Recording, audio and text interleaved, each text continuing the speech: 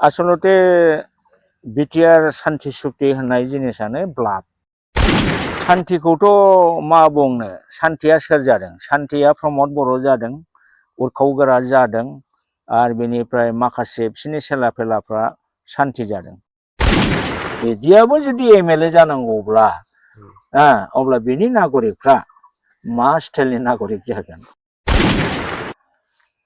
दा गाइस बे समाव आङो अमर सिंह ब्रह्म सार बिथांजों दंफैयो।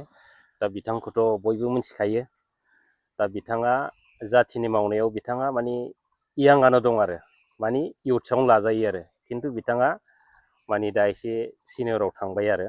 दा बिथाङा थांनाय 5 बोसोराव प्रमद बन्दु बिथां आरो दिपेन बर' बिथांमोन, सोरबा इउजि ब्रह्म बिथांमोन, सोरबा रनजित ब्रह्म बिथांमोनखौ माने ओरैबायदि रायबाय माने बिथाङा रायनानै माने दायना रायनाय बायदि माने रायख्रेबजोबनानै बिथांमोननि जेनाखि इउपिपिएल दोलोनि सरकारखौ फेजेननायाव बिथां सारनिबो जोबोद माने गोहोम दं होननानै आं सानो आरो। खिन्थु रायजो बिथांमोना मा सानो माने गाव गावनि साननायाव थाहैबाय आरो। ना मा बुङो सार? दा बेजों लोगोसे आङो सारनाव फंनैसो बाथ्रा सोंनो लुबैदों। दा थांनाय 5 बोसोराव प्रमद बन्दु बिथाङा परिबर्तन सरकार लाबोदोंमोन। बिथाङा बिटिआर सान्थि सुक्ति लाबोदों। बिराद गोजौ गिदिर बिटिआर सान्थि सुक्ति लाबोबाय बिथाङा। दा बै बिटिआर सान्थि सुक्तिनि गेजेरजों दिनै जोंनि बिटिसिनि रायजो राजाफ्रा बेसेबां माने उन्नति जाखो आरो रायजो राजाफ्रा मा सुबिदा मोनखो? सारा बिनि सोमोन्दै फंनैसो बुंनो हागोन नामा? आसलते बिटिआर सान्थि सुक्ति होननाय जिनिसानो ब्लाफ। बिराद थगायनाय। मानो थगायनाय होनना बुङोब्ला, ओरैनो खुगाजों बुंनायाव बिराद गिदिर बिराद मोजां होननानै बिथांमोनहा गावसोरसो बुंदों। खिन्थु जेब्ला नोङो एग्रिमेन्टनि दफाफोरखौ सिङाव मोजाङै स्टाडि खालामनानै नायगोन, दा बेखौ नायोब्ला बिटिआर पिस एग्रिमेन्ट सान्थि सुक्ति होननाय जिनिसा खुनु सान्थि बा माबा मोनसे एग्रिमेन्ट बर'फोरनि थाखाय जे खामानियाव होनाय एग्रिमेन्ट बेखौ आङो नुवाखै।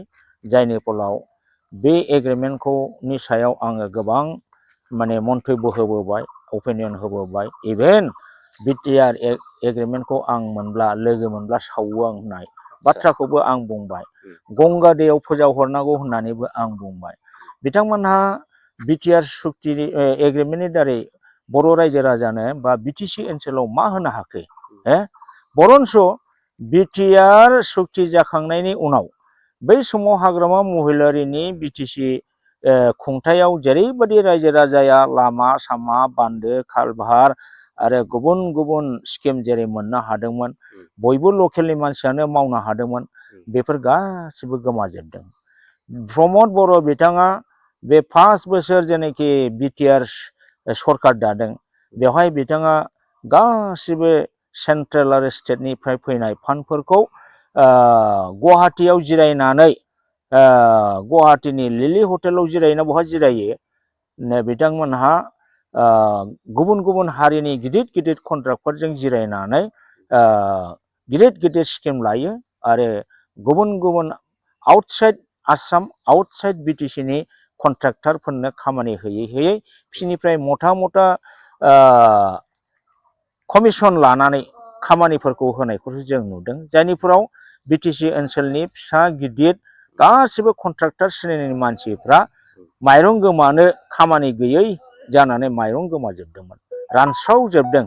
आरो लकेल कन्ट्राक्टरफ्रा खामानि मोनैनि जाउनावहाय बिटिसिनि थाखाया बाहेरायाव थांजोबदों आरो इक'नमिकेलि माने बिटिसि ओनसोलनि रायजो राजाफ्रा बहुद माने गाज्रि अबस्थायाव फैनो गोनां जादों। आरो बुंनो थाङोब्ला माने जाखिनि डेभेलप जादों गासिबो मानाव गिदिर महिलारि सार बिथां लाबोनाय बिटिसि सान्थि सुक्तिनि गेजेरजोंनो जादों, नङा होमबा सार? जादों। दा बेजों लोगोसे गोबां इउपिपिएलनि नेता बिथांमोना बुंदों आरो माने बिटिआर सान्थि सुक्तिनि गेजेरजोंसो माने समग्र जोंनि बिटिसिआ सान्थि जादों, खिन्थु बिटिसि सान्थि सुक्तिनि दारै खुनु माने रायजो राजाफ्रा सान्थि जायाखै होननानै बुंदों। दा बिनि फारसे मा बुंगोन? सान्थिखौथ' मा बुंनो, सान्थिया सोर जादों? सान्थिया प्रमद बर' जादों, उरखाव गोरा जादों, आरो बेनिफ्राय माखासे बिसोरनि सेला फेलाफ्रा सान्थि जादों। नाथाय बे बिटिआर सुक्तिनि सागोन मा होनो सागोन होग्रा माखासे ग्रुप जे दंमोन जेरै एनडिएफबि माने मोनसे केस दा जोबखो एनडिएफबिनि साबसे मानसिनो माने रिहाबिलिटेसन होखो थांनानै थानायनि मा राहा खालामना होखो बिथांमोननि केसा बहा जोबखो हो जेबोथ' जोबाखै साख्रि होनो हायाखै केस जोबाखै फाइनान्सियेल जेनाखि एक्सग्रेसिया होनांगौमोन बेखौबो होजोबनो हायाखै बिथांमोनहा अब्ला माबोरैहाय दिनै एक्स एनडिएफबिफ्रा गोबाङानो दा जेलाव दं माखासे फासिनि अर्डार जाहां जानानै दं रन्जन दैमारि जेलाव दं सहि होनानै होमब्ला बे बोरै सान्ति जानो हायो माखासे पार्टिकुलार मानसिया सान्ति जानानै बांसिनानो असान्ति जुदि जायोबा बेखौ जों बोरै सान्ति सुक्ति होननो दा बेबादिनो बिथांमोनहा गावसिनि बे एग्रिमेन्टखौ बिराद गिदिर जादों सान्ति लाबोदों होनदों नाथाय बिथांमोनहा प्रेक्टिकेलाव बेबादि जेबो खालामनो हायाखै आसलते एडमिनिस्ट्रेसनखौनो माने जेबो जे एडमिनिस्ट्रेटिभ सिस्टेमखौ रोङा बा एडमिनिस्ट्रेसननि नालाखौ लामाखौनो संनो रोङा आन्दायनानै आन्दा हारायनानै बिथांमोनहा मा मावगोन मा मावा जादों जायनि फलाव प्रमद बर'आ मोनसे सिस्टेम खालामनानै चिफ मिनिस्टारजों रायलायनानै बिटिसि ट्राइबेल एडमिनिस्ट्रेसन 6 सिडुलनि गासिबो पावार एन्ड फांसनखौ जे जायगायाव आसाम गभर्नमेन्टनो हरफिनजोबदों डिसिफोरनो हरफिनजोबदों दिनै बेफोर बाथ्राखौ जेला थांनाय बिटिसि इलेक्सनाव प्रमद बर'आ जेननानै गभर्नमेन्ट बायो हाग्रामाया गभर्नमेन्ट दायो अब्ला चिफ मिनिस्टार निजेनो डिक्लेयार होबाय जे 16टा डिपार्टमेन्टखौ डिसिफोरनो हरदोंमोन दिनैनिफ्राय डिसिफ्रा बे खामानिखौ मावला आङो बिटिसिआव हरफिनबाय थिग बेबादिनो सेंसन होनायनि गोहोफोरखौ माने डिसिफोरनो हरदोंमोन बेखौ माने दा मावला बेफोरबादि गोबां बाथ्राफोरखौ हिमन्त बिश्व शर्मानो क्लियारेसन होबाय होमबा बिथांमोनहा ओरैबायदि मिसा खोथा बुंनानै रायजो राजाखौ थगायनानै बिथांमोननि थगायनायखौ देख माने रायजो राजाया बुजिजोबनानैथ' थांनाय इलेक्सनाव बिसोरो फ्लप जादों जोबोद जोबस्रांदों जेननो गोनां जादों आरो दिनैहाय दाखालि हिमन्त बिश्व शर्मानि अननायाव रायजो सभानि एमपि जाबाय बिनि उनावहाय दा एसे माने अक्सिजेन मोननानै टिकट लानाय बादि जाफिनदों आरो हां मोनदों आरो थिफुग्लाबदों आरो दा खिन्थु नोंहा अरिजिनालि जुदि माने पाब्लिकनि सायाव इमेज बा इमप्रेसना जुदि फाउन्डेसन गैयाबा रायजो राजाखौ नों जुदि बिखा बिख्लो मोजाङै माबानो हायाब्ला नों अलरेडि थगायसुला होननानै दाखालि नोङो एस्टाब्लिश जाखाबाय दा बे एस्टाब्लिश जानायखौ बे खम समयनि बिथोराव नोङो मेकआप खालामनानै रायजोनि गोसोखौ जे जय खालामनो हागोन नों बेखौ बुंनो हाया फारसेथिं हाग्रामा महिलारिया बे जेनाखि इलेक्सन मेनिफेस्ट'आव जे गेरेन्टि होदोंमोन जे रायजोनो मावनो खोथा होदोंमोन दिनै बेखौ बिथाङा खम समयनि बिथोराव 100% नङाबाबो प्राय 70-80% खौ दिनै मावफुंनो हाबाय दा बे हिसाबै बिथाङासो बुंनानै लानो हायो जे जोङो जेरै खोथा होदोंमोन गेरेन्टि होदोंमोन बेखौ जोङो मावफुंबाय दा बिथांनि सायावसो रायजोआ माने आस्था बा फोथायनायखौ लानो हायो प्रमद बर'आथ' फारसेनिफ्राय माने गासिखौबो थगायजोबदों सुइजारलेण्ड क'क्राझारखौ बानायनो होनदों सुइजारलेण्ड जादों नामा रावबो आइमावफ्रा बन फाननानै जानांला होनदों बन फाननानै जानाङै दा अबस्था जादों नामा न'खर न'खर साख्रि होनो होनदोंमोन साबसिननो साख्रि होखो जा थांनाय बाराव साख्रि एसे होदों बिथांमोनहा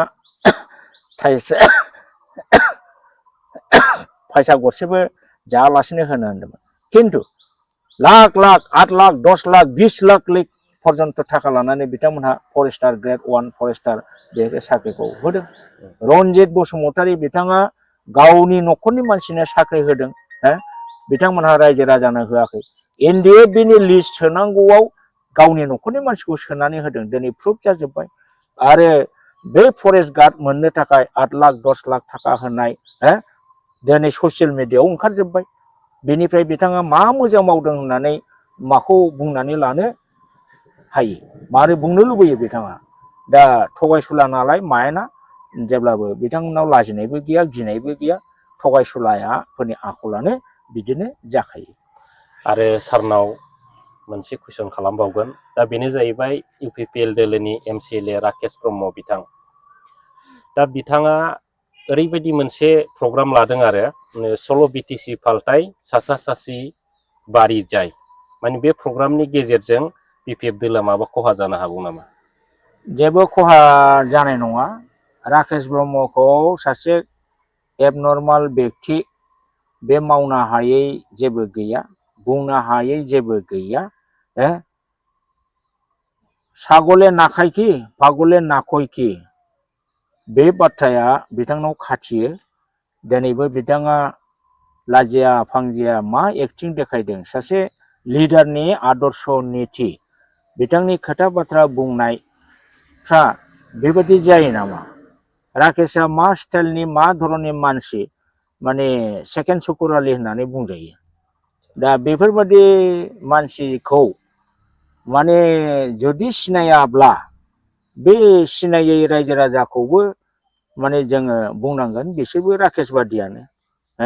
थांनाय बाराव BTCआव आं खोनादों बिथाङा माने देरहानायनि आन्दोआव गोबां कौटि रां बाहायदों। बिनि थाखायनो बिथाङा दानि जुगनि मानसिफ्राबो बेनो जे थाखाखौनो जेब्लाबो देरसिन सानो। थाखा मोनब्ला भट होयो थाखा मोनाब्ला भट होआ बेबायदि। दा MCLAनि फिल्डआ जोबोद फिसा। बिथांनि 10-15 कौटि थाखाया दाखालि रानसारनानै बिथांखौ देरहाहोदों। किन्तु एबार MLA समष्टिया बाक्सा MLA समष्टिया बिराद एरिया। दा बे बिराद एरियानो बिथाङा कय हाजार कौटि रानगोन। अबश्य 1000-500 कौटि राननो हायोबा मोननो हागौ। किन्तु आंहा फोथायनाय दं खारन बेवहाय गोबां एरिया दङ पपुलेसन दङ बिथांमोननि भटखौ बियो बोजोबनो हाया। बे जे जेनगोन सियर। ओरैनोबाथ' बिनि खोथा बाथ्रा बुंनाय दा ससियेल मिडियायाव बुंनाय एक्टिंफोरखौ नायोब्ला माने एबनर्माल मिनिथाव लाजिथाव मुगैथाव स्टाइलाव दङ। बिदियाबो जुदि MLA जानांगौब्ला अब्ला बिनि नागरिकफ्रा मा स्टाइलनि नागरिक जागोन? जानो बिसार होननाय जिनिसानो गैया। साननो गोनां सार साननो गोनां। दा गाइस बे समाव अमर सिंह ब्रह्म सार बिथांखौ लोगो मोननानै जोबोद गोजोननाय मोनबाय आरो बिथांनिफ्राय माखासे गोनां गोनां बाथ्राफोरखौ मिथिनानै लानो हाबाय। दा बिथांखौ दिनैनि दिनाव उन्दैनिफ्राय लानानै बोराय बैसोसिम रावबो सिनायि गैया। बिथाङा जाहैबाय हारिनि सेन्टिमेन्टआव खामानि मावग्रा सासे गोख्रों दैदेनगिरि। दा बिथाङा सिनियर सिटिजेनाव गोग्लैमालाय मा जानो, बिथाङा जाथिनि सार्थआव जाथिनि मावनायाव आं दहायनो होनखादों बिथांनि जेनाखि बैसो बे दासिमबो इयाङानो दं रायजो राजा नोंथांमोन। दा दिनै बेखिनिखौनो बुंबाय। थेंक इउ लोगोफोर।